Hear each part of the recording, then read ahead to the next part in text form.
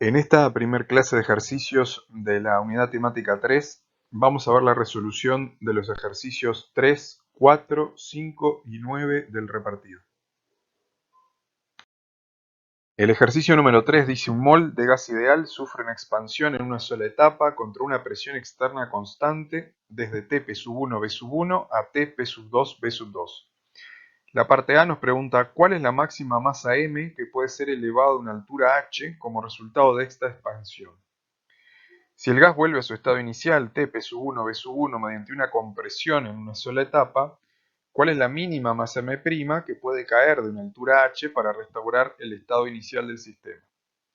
La parte B nos pregunta si es correcto decir que luego de que el sistema vuelve al estado inicial por compresión con la masa M', el sistema recorrió un ciclo, y si es correcto decir que cuando el sistema retorna al estado inicial, el ambiente también recupera su estado inicial y por qué.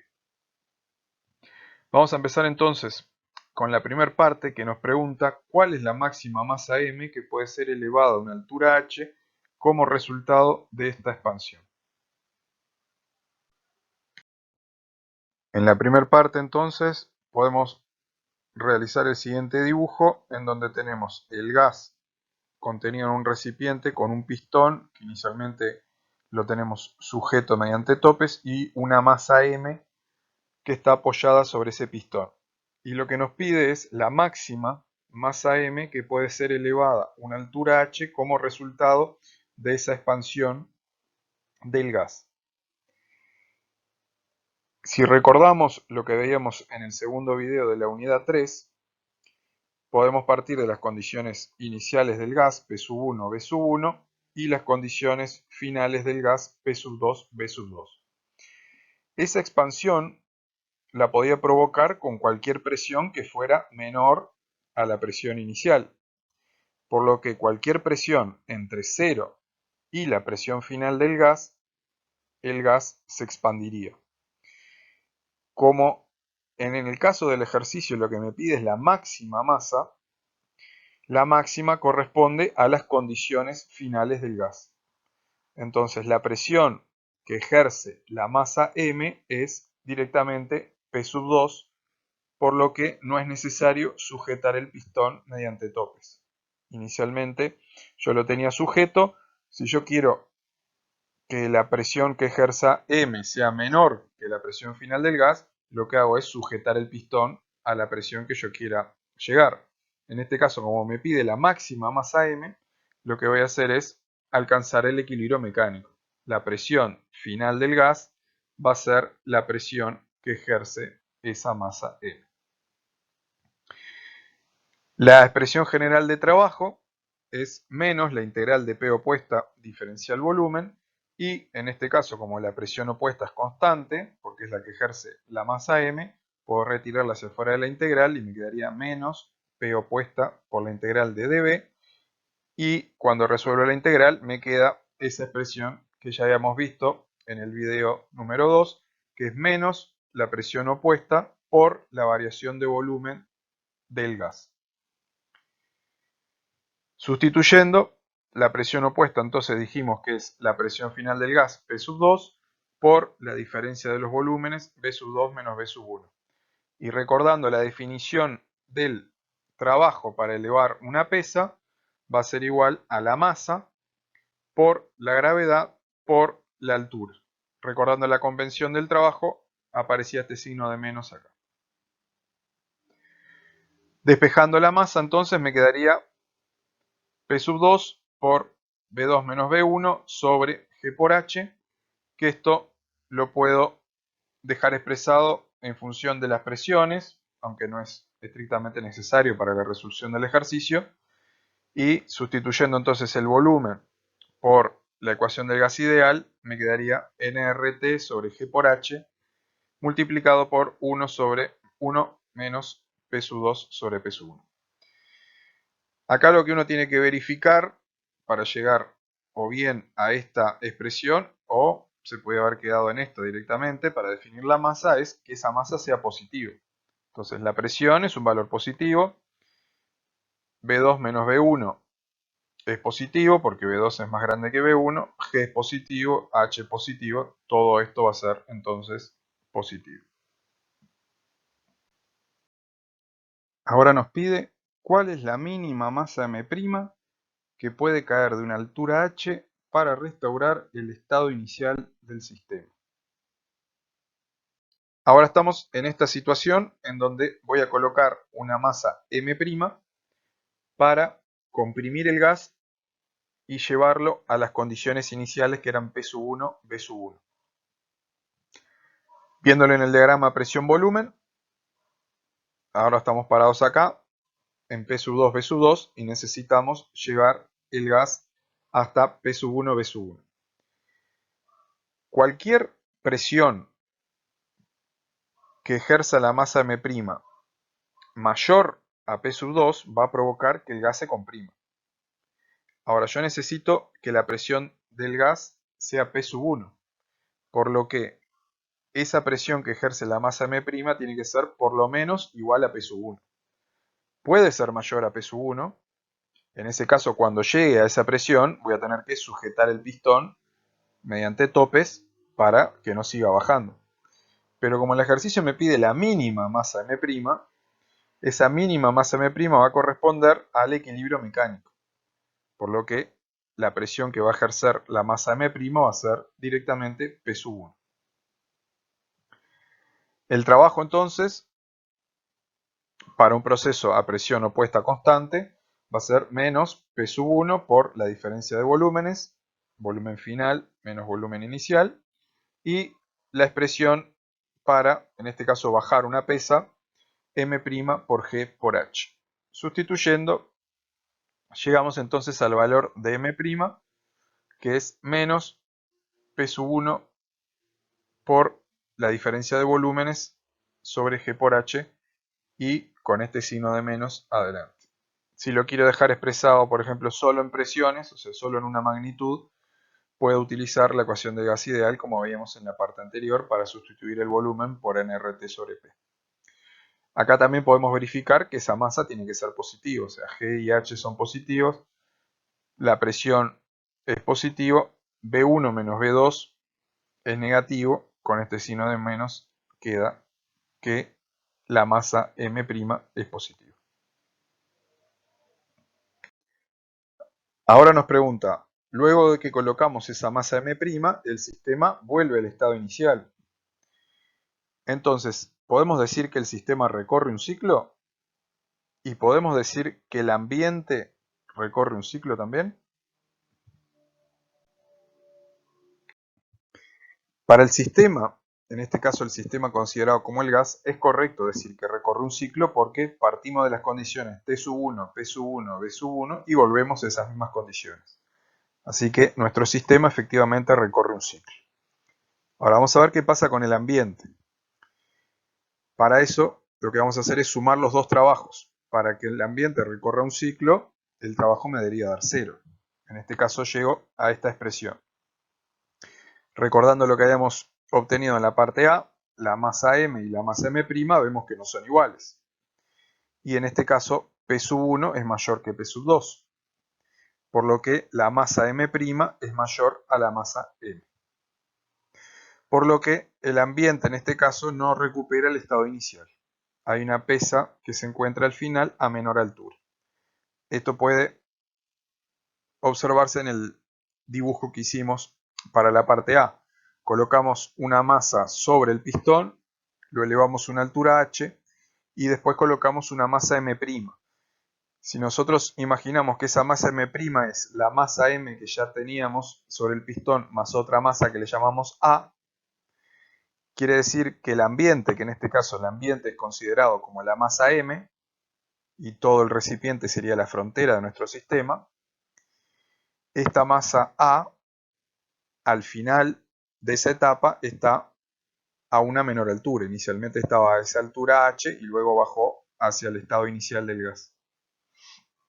En este caso, el trabajo de compresión fue mayor, que eso ya lo habíamos visto en el video número 2. En una sola etapa el trabajo de compresión es mayor que el de expansión, por lo que en este caso el trabajo del ciclo va a ser positivo. El ejercicio 4 dice: se producen 35 litros de hidrógeno por la acción de un ácido sobre un metal a una presión total de 1 atmósfera. Calcular el trabajo efectuado por el gas al hacer retroceder la atmósfera. Expresarlo en litroatmósferas, calorías y joules. Los datos que puedo obtener entonces del ejercicio son el volumen que se genera de hidrógeno, 35 litros. Inicialmente no tengo hidrógeno en el sistema, así que van a ser, la variación de volumen van a ser esos 35 litros. La presión opuesta es la presión atmosférica y nos pide calcular el trabajo. Para entender el ejercicio uno puede imaginarse un sistema, en este caso tiene que ser cerrado, con un pistón libre, y lo que tiene dentro del sistema es el metal con el ácido, y a medida que se genera hidrógeno, ese hidrógeno está empujando el pistón hacia arriba contra una presión opuesta constante. Si uno lo imagina en un tubo de ensayo, en un sistema abierto, ese hidrógeno que se genera estaría difundiendo en la atmósfera y no tendría sentido el ejercicio.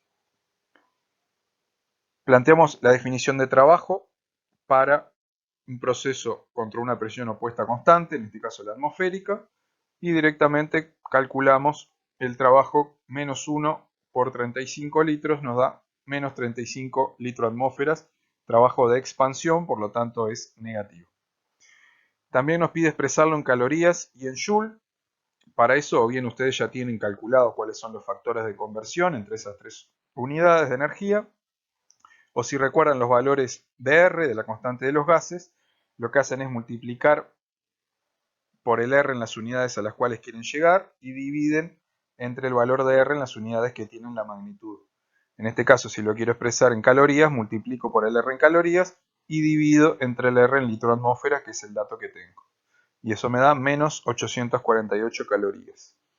Y si lo quiero expresar en joule y tengo el dato en litro-atmósferas, multiplico por el R en joule y divido entre el R en litro-atmósferas y tengo el valor de menos 3549 joules. El ejercicio 5 dice predecir los signos de calor y trabajo en cada uno de los siguientes procesos: fusión de hielo a 1 atmósfera y 0 grados Celsius, expansión isotérmica reversible de un gas ideal, expansión adiabática reversible de un gas ideal. La primera parte entonces, fusión de hielo a 1 atmósfera y 0 grados Celsius. Si bien todavía nosotros no definimos la variación de entalpía, probablemente ustedes ya lo hayan visto en algún curso anterior de química, pero lo que sí debemos saber de la unidad 1 es que para fundir un determinado material yo tengo que entregar energía, en este caso bajo forma de calor. Por lo tanto, la fusión es un proceso endotérmico, ¿sí? Absorbe energía, por lo tanto el calor va a ser positivo. Y para determinar el signo del trabajo tengo que ver cuál fue el cambio de volumen que existió en mi sistema. En este caso pasé de hielo a agua líquida.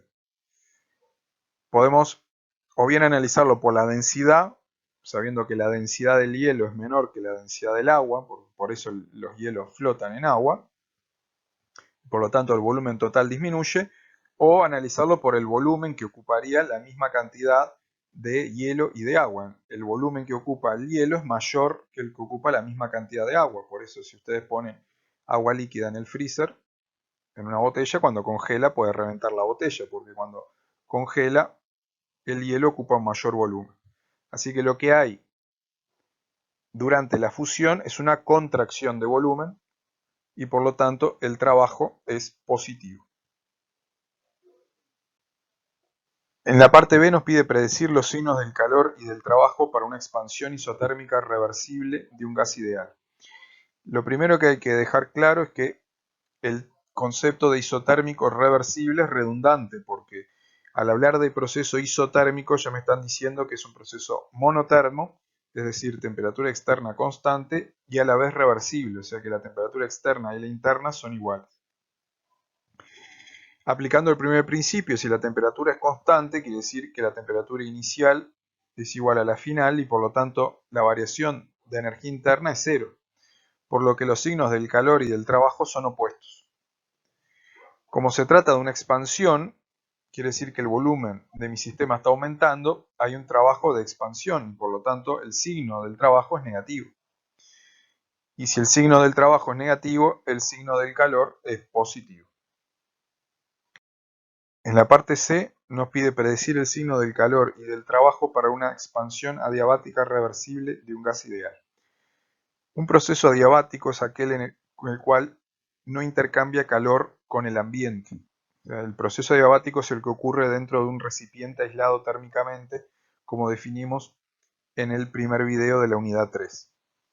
Si no hay intercambio de calor con el ambiente, el calor va a ser cero, y en este caso, como se trata de una expansión, hay un cambio de volumen positivo, el trabajo va a ser de expansión, por lo tanto, según la convención, el signo del calor es negativo. Así que para una expansión adiabática tenemos entonces calor igual a cero y trabajo negativo. Para terminar este video vamos a ver la resolución del ejercicio 9, que dice: un gas ideal sufre una expansión isotérmica reversible desde un volumen inicial V1 a un volumen final 10 V1 y produce 10.000 calorías como trabajo. La presión inicial es 100 atmósferas. En la parte A nos pide calcular V1 y en la parte B, si hubiera 2 moles de gas, calcular la temperatura. En este ejercicio también aparece isotérmico reversible, que en este caso, ya como les expliqué en el ejercicio anterior, es redundante, así que alcanzaría a componer una expansión isotérmica.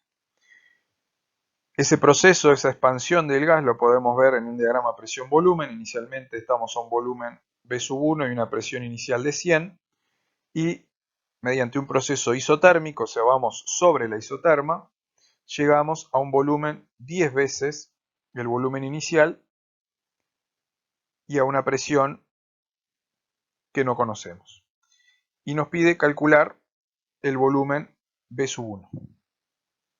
Como tenemos el dato del trabajo, vamos a llegar a la expresión del trabajo para un proceso isotérmico, que eso ya también lo habíamos visto en el video 2 de la unidad 3.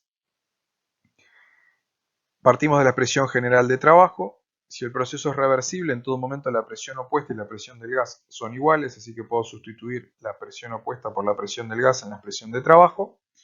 Y si se trata de un gas ideal, puedo sustituir esa presión por nRT sobre B. Y como se trata de un proceso isotérmico, la temperatura es constante, N y R son constantes, T también, quedan hacia afuera de la integral, y cuando integro me queda menos NR por T, el logaritmo del volumen final sobre el volumen inicial. El volumen final lo tengo porque me dice que se da una expansión hasta 10 veces el volumen inicial, el valor del trabajo también, pero no tengo ni el número de moles ni la temperatura. O sea, tendría dos incógnitas para resolver esta ecuación. ¿De dónde puedo sacar nRT? Ese producto, nR por T, es la ecuación del gas ideal, ya que el dato de P1 lo conozco. Me quedaría entonces en la expresión de trabajo sustituir nR por T por P1 V1.